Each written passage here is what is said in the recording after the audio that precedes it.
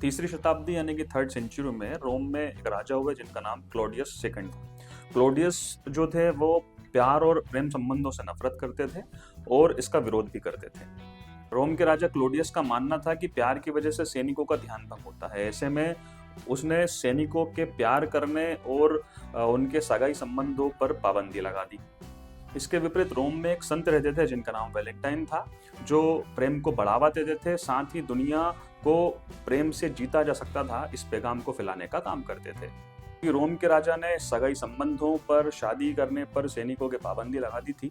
ऐसे में संत वैलेंटाइन ने इसका विरोध किया और विरोध करने के साथ साथ उन्होंने लोगों को शादी करने और संबंध बनाने पर जो है लोगों को सहमत किया, एक किया। संत वैलेंटाइन ने बहुत सी शादियां भी कराई और ये शादियां उन्होंने 14 फरवरी को सामूहिक विवाह के रूप में आयोजित कराई।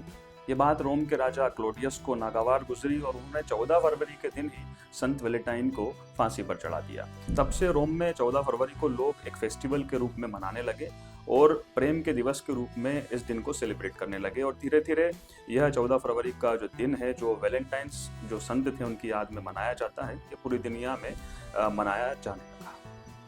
ओरी ऑफ जेकोबस डी वोरिजिन नामक पुस्तक की अगर माने तो उसके अनुसार जो संत वैलेंटाइन थे उन्होंने फांसी पर चढ़ने से पहले अपनी आंखों को दान कर दिया था जो जेलर था उसकी बेटी जेकोबस को। साथियों, भारत में 14 फरवरी को वैलेंटाइंस डे के अलावा मातृ पितृ पूजन दिवस भी मनाया जाता है, जिसकी शुरुआत आसाराम बापू ने 2007 में अपने गुरुकुल अहमदाबाद से की थी। 14 फरवरी को मनाए जाने वाले वैलेंटाइंस डे के विकल्प के रूप में मातृ पितृ पूजन दिवस की शुरुआत भारत में हुई। साथियों, पौराणिक कथाओं के अनुसार एक बार श्री गणेश और कार्तिकेय के बीच होड़ मची कि कौन उनमें से बड़ा है। इस विषय को लेकर दोनों भगवान शिव और पार्वती के पास पहुंचे। माता पार्वती ने कहा कि जो भी परिक्रमा पृथ्वी की करके पहले हमारे पास वापस आएगा, हम उसे मानेंगे कि वो बड़ा होगा। ऐसे में तुरंत कार्तिकेय जी ने अपना मयूर जो उनका वाहन है उसे उस पर बैठे, उस पर विराजे और वे पृथ्वी की परिक्रमा करने निकल पड़े।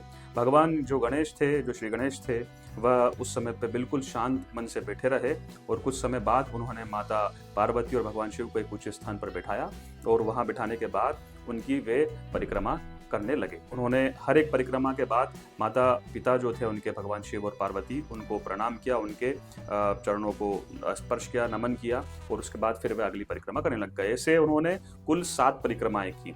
तब तक मयूर से परिक्रमा करके कार्तिकेय जी वापस आ चुके थे। ऐसे में जब सवाल उठा कि कौन बड़ा है, तो जवाब मिला कि माता पिता जो होते हैं उनमें सारे देवी देवता और सारी दुनिया बसी होती है, समाई होती है। तो भगवान जो गणेश है उन्होंने 7 चुकी परिक्रमाएं माता पिता की लगाई हैं। इस हिसाब से 7 बार पृथ्वी या यूं कहें कि इस ब्रह्मांड का चक्कर लगा चुके हैं। साथियों, इसी घटना के बाद गणेश को प्रथम पूज्य का दर्जा भी मिला, यानी कि पूजन में सबसे पहले, इसी घटना के बाद पूजन में सबसे पहले जो है गणेश जी की पूजा की जाती है। तो साथियों, कुल मिलाकर 14 फरवरी को प्रेम का दिवस है, चाहे वो प्रेम वैलेंटाइंस डे के रूप में हो या चाहे मातृ पितृ पूजन के रूप में हो। तो साथियों, हमने डिकोड किया वैलेंटाइंस डे को। मेरे ख्याल से ये जानकारी आपको पसंद आई होगी। मुझे स्टोरीज आपको कैसी लगी मुझे कमेंट में ज़रूर बताएं।